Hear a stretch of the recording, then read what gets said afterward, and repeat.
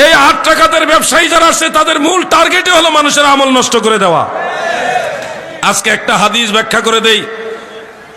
8 রাকাত আর 20 রাকাত নিয়ে যারা ঝগড়া করছেন, আপনাদেরকে একটা হাদিস বলে দেই। এই হাদিসটা রয়েছে ইমাম ইবনে আব্দুল বার রাহমাতুল্লাহ আলাইহির আত-তামহিদ এবং আল ইস্তিসকার, এই দুইটা কিতাবে আছে। এবং এই হাদিসটা ইমাম নববী রাহমাতুল্লাহ আলাইহির খুলাসা কিতাবের মধ্যে একেবারে হাদিসের সনদের মান সহকারে উল্লেখ করেছেন, সনদ সহি।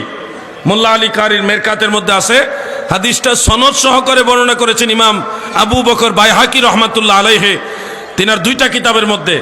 একটা হলো মারিফাতুস সুনান ওয়াল আসার, আর একটা হলো সুনানুল কুবরা লিল বাইহাকি।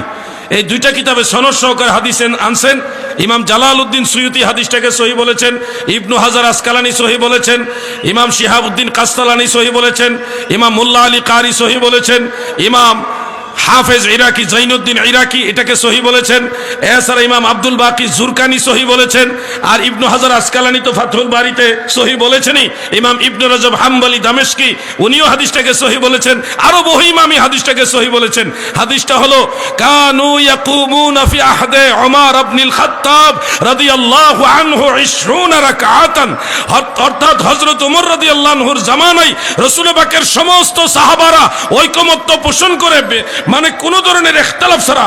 আল ইস্তিসকারের মধ্যে উল্লেখ আছে, আর তামহিদের মধ্যে আছে যে বেলা খিলাফিন মিনাস সাহাবা, সাহাবীদের মধ্যে কোন ধরনের মতানৈক্য ছাড়া সবাই 20 রাকাত তারাবি পড়েছে। আমি জানতে চাই 40 গ্রামের যুবক ভাইরা, আল্লাহর রাসূলের সব সাহাবারা 20 রাকাত তারাবি ব্যাপারে একমত, আমরা কি একমত না দ্বিমত? নারে তাকবীর,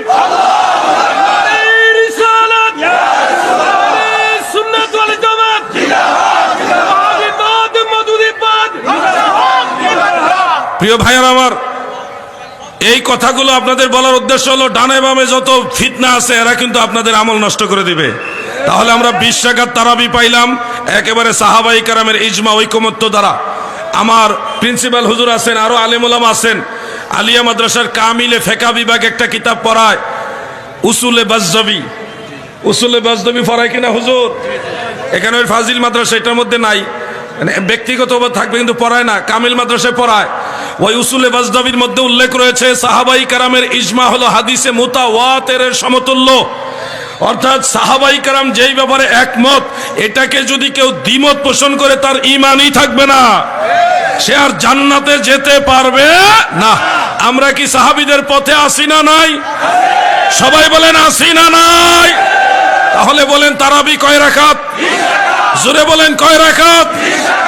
আর 8 রাকাতের যে বর্ণনা বুখারী এবং তিরমিজিতে আছে, এটা হলো তাহাজ্জুদ নামাজের হাদিস।